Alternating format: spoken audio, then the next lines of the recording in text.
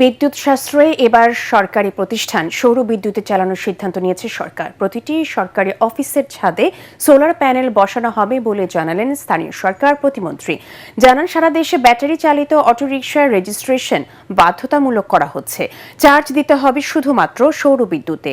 রাজধানীর 8টি জোনে 8 রঙের অটোরিকশা চালানোর সিদ্ধান্ত নেওয়া হয়েছে।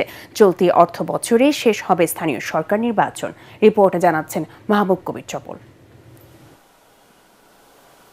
ক্রমাগত বিদ্যুৎ সংকট ভাবিয়ে তুলেছে সরকারকে।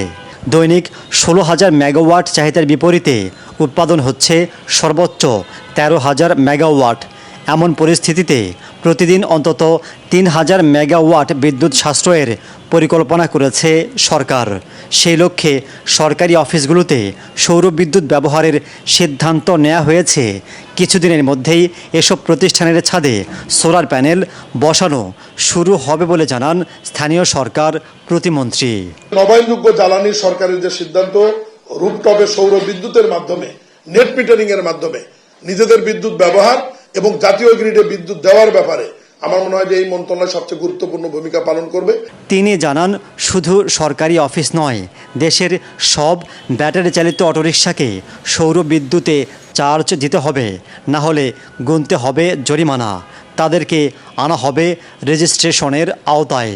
ব্যাটারি চালিত ই রিক্সাগুলি আমাদের স্থানীয় সরকার মন্ত্রণালয়ের অধীনে সিটি কর্পোরেশন এবং পৌরসভার আওতায় আমরা রেজিস্ট্রেশনের আওতায় নিয়ে এসেছি। যে তারা যে রিচার্জ করবে, এই রিচার্জটি অবশ্যই সৌর বিদ্যুতে হতে হবে। তিনি জানান, ঢাকা শহরকে 8 জোনে ভাগ করা হবে।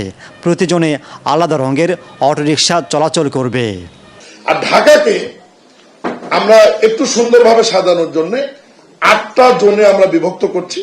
একটি জোনের ই রিক্সা বা ইলেকট্রিক রিক্সা আরেকটি জোনে যেতে না পারে, জিও ফেন্সিং এর আওতায় এটা আমরা নিয়ে আসবো। এ সংক্রান্ত বিধিমালা দ্রুতই চূড়ান্ত করা হবে বলে জানান স্থানীয় সরকার প্রতিমন্ত্রী। মাহবুব কবির চপল, ATN বাংলা, ঢাকা।